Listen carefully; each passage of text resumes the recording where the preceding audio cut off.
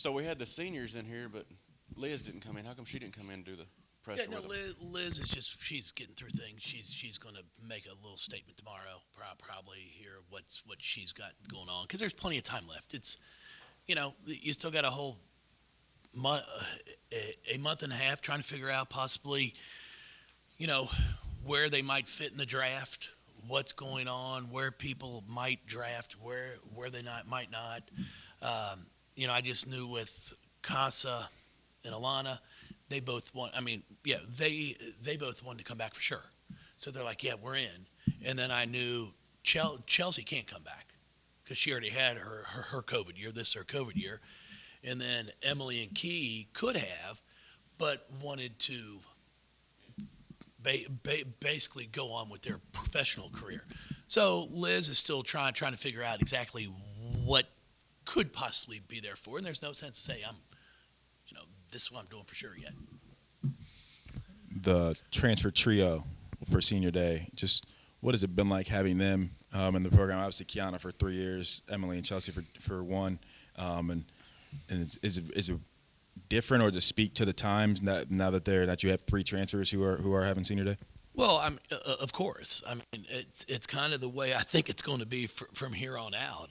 I don't think it's going to change. I think you're always going to have some transfers in, and it just makes it unique. Now, Kiana's different in her way. I mean, she's been here for 3 years. She was a true redshirt for a season, so she's had the opportunity to really see what this program is all about and as it's evolved during her 3 years. And then with Emily and Chelsea, it's two kids have done great for us this year. Have really been impact players for us who have seen a different side of basketball.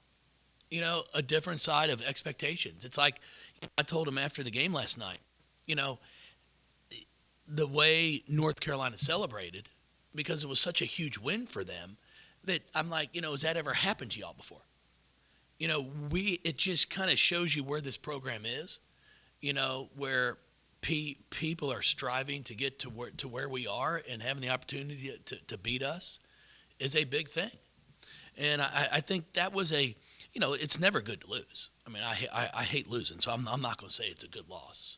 I'm not into that. But I think it's at times when your players get to see what it means to other people to beat us, it kind of gives validation of where we are.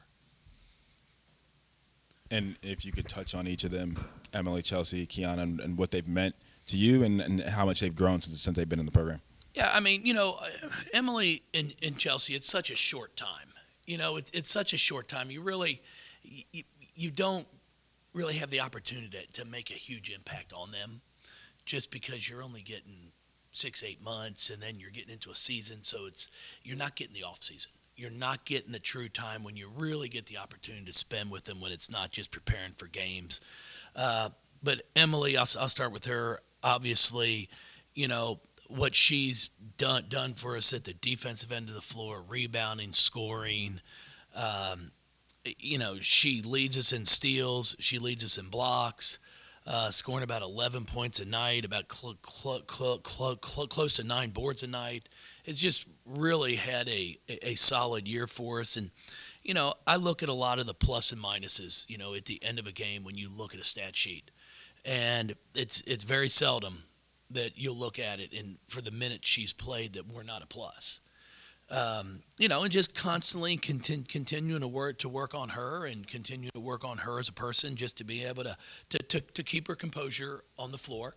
But part of the chip she plays with is why she's so good. So now it's just a little bit of trying to control that and corral it in. But you don't want to take it all away, because then it takes away what makes her special. And then Chelsea has come in, and she's done a really good job for us at the point guard spot. She facilitates, she gets the ball to people. She's really been doing a nice job of picking people up defensively for us, full court. I like the way that she's looking to score now more, which I think is really important for us.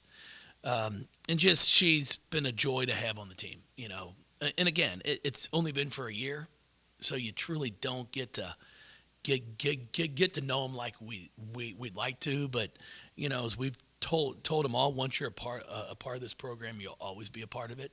So it's been great, and there's still a lot of basketball left. So hoping that we're playing for a month and a half, and then Kiana, just it's been a joy. I mean, the kid is in the gym. She's working on her game. She constantly is trying to improve her craft, and then what she does academically. She's in our accelerated MBA program. She's finishing up during this year right now. I mean, I've seen her on Saturday mornings at practice with her earbuds in, as she's listening to class, a seminar. I mean, it's really impressive, and she has been a joy to coach, and she's one that I had the opportunity to get to know for 3 years. And you really learn more about them and their family, their support system, and she's got a great support system around her, and just excited to see when we're finished here, when she's finished, what her future holds for her. Because no matter if it's basketball or in the business world, or both, I'm expecting her to have great success. As you mentioned, Kiana's been here, so she's a little different. It is going to be the norm now that you get kids for a year, maybe two. I was listening to I can't remember who it was, a football coach saying, "You never know. It's not going to go right all the time. Sometimes it's going to go wrong." How fortunate are you with this group that it has gone right? Well, very fortunate. I mean, your transfers like Kiana, Liz, those aren't, when you're getting them for 2-3 years, that's not as big of a gamble, because you have time to really try to work with them, show them what your program's about, your culture's about. When it's 1 year, it's more difficult because it's not 9 months, season's finished, and they're looking to go play professionally. You're not as invested. And when I don't mean that Emily and Chelsea aren't invested. It's just that they know the end's coming, instead of what's the off season going to be, and then what's next year going to look like. But you aren't going to get it right all the time, and that's really it's going to be interesting. And I say it all the time. As this goes, it's harder and harder to build a program. You're building teams. You're building teams 1 year at a time. And then we're fortunate to have the kids like Mikasa, who's going to be coming back for a 5th year, who knows what this program's all about, how we do things, what it stands for. And then, kids like Peyton, you got Haley and Olivia, who hopefully are going to go through this the entire way. But when you get someone in here for a year, it's not always going to work right. And you've seen it all over the country where you think it's going to be a perfect fit, and it's not. But I think the most important thing, it's not just the ones you bring in, it's the team you have.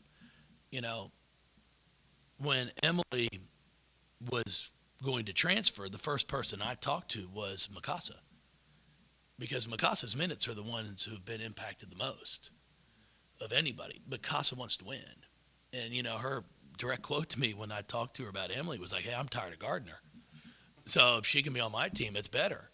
And that takes a special person. It takes a high character to be willing to, take a cut in the minutes that she was probably looking forward to getting, but to know we had an opportunity to put a better team on the court.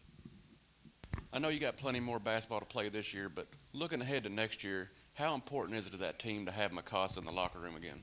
Well, it's always great. I mean, she's a rock. She knows what's going on. She knows how we do things. I don't know anyone that doesn't respect her because of how she competes. And then she performs too. She might not be scoring 20 points a night, but she gets it done while she's out there. So you have to respect her. There are a lot of players who would be really good leaders in the locker room, but they can't perform on the court. And at the end of the day, you don't find a leader very often off the court if they can't do something on the court. And we're very fortunate that she's got both of those skills. Jeff, every year there's a senior ceremony. I know you're preparing for the game that's coming minutes after it takes place, but what goes through your head every single time you see those seniors walk on the court for that ceremony? Well, it's obviously with Kiana. She's been here for 3 years. Emily and Chelsea. It's rewarding. It's neat to see what we've been able to accomplish together as a basketball team, and then to watch a lot of them grow. They come in here and they spend, normally 4 years with you, 3, and you see them come in as maybe a 18-year-old leaves a 22-year-old. The transformation that takes place in those 4 years is pretty amazing. And then, with this year's group, it's different because of Emily and Chelsea for 1 year, but it's fun. I mean, it's neat. It's really amazing when you sit back and think about it, how fast the year goes by. It's the one thing I say all the time. I mean, I can't believe it's year 15. But I do keep telling the kids, it's one of the things I talked to them about after the game last night was it's your team. It's your team. It's your freshman year. It's your senior year. It's your sophomore year. It's year 15 for me. So like you decide what you want out of it. And we didn't play great last night. You got to give Carolina credit. They made some big shots at the end also, and we just couldn't come up with a stop when we needed to.